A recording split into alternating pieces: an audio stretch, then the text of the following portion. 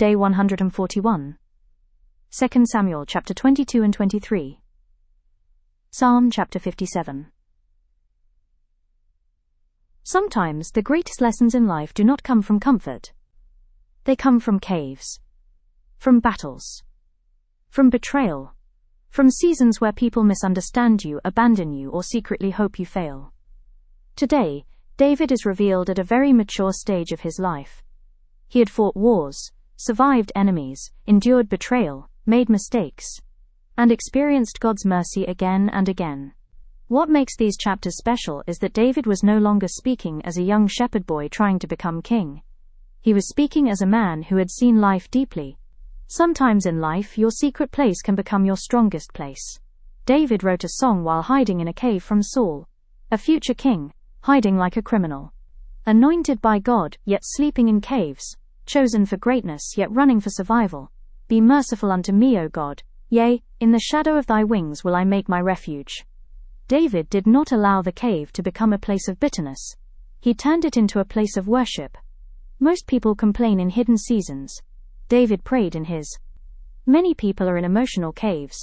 Some are struggling financially. Some are fighting private depression. Some are watching others succeed while they feel forgotten. Some are talented but unseen.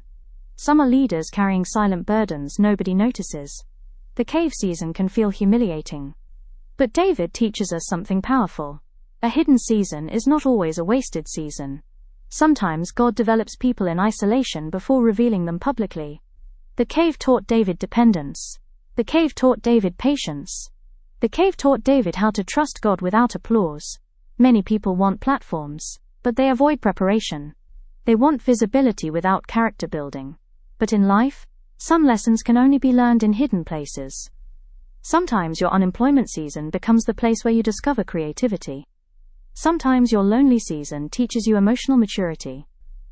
Sometimes your struggle teaches compassion you would never have learned in comfort.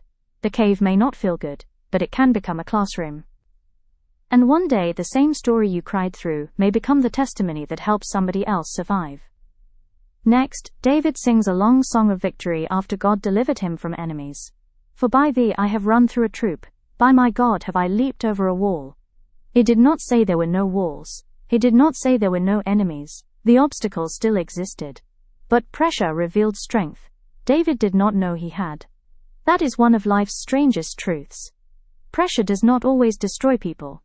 Sometimes it exposes hidden strength. Many people discover their courage only after facing hardship. Some people never knew they could survive heartbreak until they did. Some never knew they could lead until crisis forced them to step up. Some never knew they were strong until life stopped being easy. Modern life creates many forms of pressure. Single parents carrying responsibilities alone. Teachers managing difficult classrooms with little support.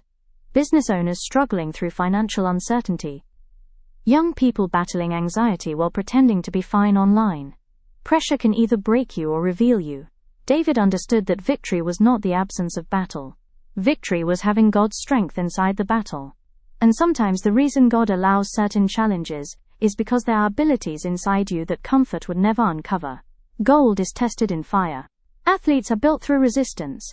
Muscles grow through strain. And many strong people were shaped in difficult seasons they once prayed to escape. So if life currently feels heavy, remember this. The pressure may not be proof that God abandoned you. It may be proof that something stronger is being formed inside you.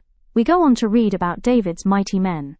These were loyal warriors who stood with him through danger and hardship. One story stands out. David once longed for water from Bethlehem, while hiding from enemies. 3 mighty men risked their lives to break through enemy territory just to bring him water. What an unusual act of loyalty.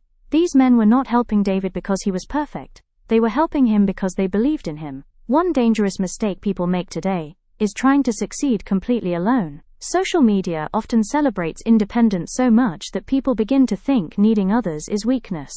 But the Bible repeatedly shows that destiny often moves through relationships.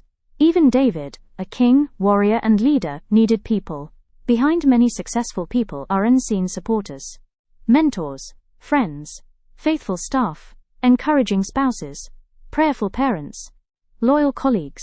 Some people survive difficult seasons simply because one person refused to give up on them. And this lesson also works the other way around. You may be the mighty man in someone else's life. Your encouragement may stop someone from quitting. Your kindness may help somebody survive depression. Your loyalty may help someone continue their assignment. In a world where many relationships are transactional, genuine loyalty has become rare. People disappear when money disappears. People change when status changes. People support what is popular. But David's mighty men remind us that faithful relationships still matter deeply. Never underestimate the power of standing faithfully beside people during difficult seasons. David gives what many consider his final recorded words. And something about these words is deeply moving. David had achieved many things in life. He had victories, wealth, influence, and fame. Yet his final reflections focused more on righteousness, leadership, and the fear of God than on achievements. He that ruleth over men must be just, ruling in the fear of God. David understood something many people learn too late. Success without character eventually becomes emptiness. Today, society often measures greatness by money, popularity, followers, or public recognition. But David's final words point toward a different kind of greatness. The greatness of integrity. The greatness of wise leadership. The greatness of humility before God. Many people spend their early years chasing success, but spend later years wishing they had protected their peace, relationships, health, or character. David had made mistakes in life. Serious mistakes.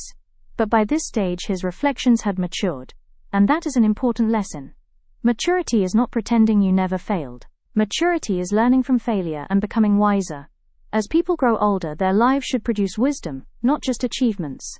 Anyone can become busy, but not everyone becomes wise. Anyone can gain attention, but not everyone develops character. David's final words challenge us to ask important questions. What kind of person am I becoming? Will my life produce peace or regret? Will people remember only my success, or also my integrity? Because at the end of life, people rarely wish they had spent more time impressing strangers. Most people wish they had lived with deeper purpose, stronger character, and closer relationships with God and others. David teaches us that caves can become classrooms. Pressure can reveal hidden strength. Faithful relationships matter deeply, and true greatness is rooted in character, not just success. Life will have battles. Life will have hidden seasons. Life will have disappointments. But these remind us that God can still shape purpose out of difficult experiences. And perhaps the most comforting truth is this: David was not perfect. Yet God still used his life powerfully. Which means your difficult season does not automatically disqualify your future.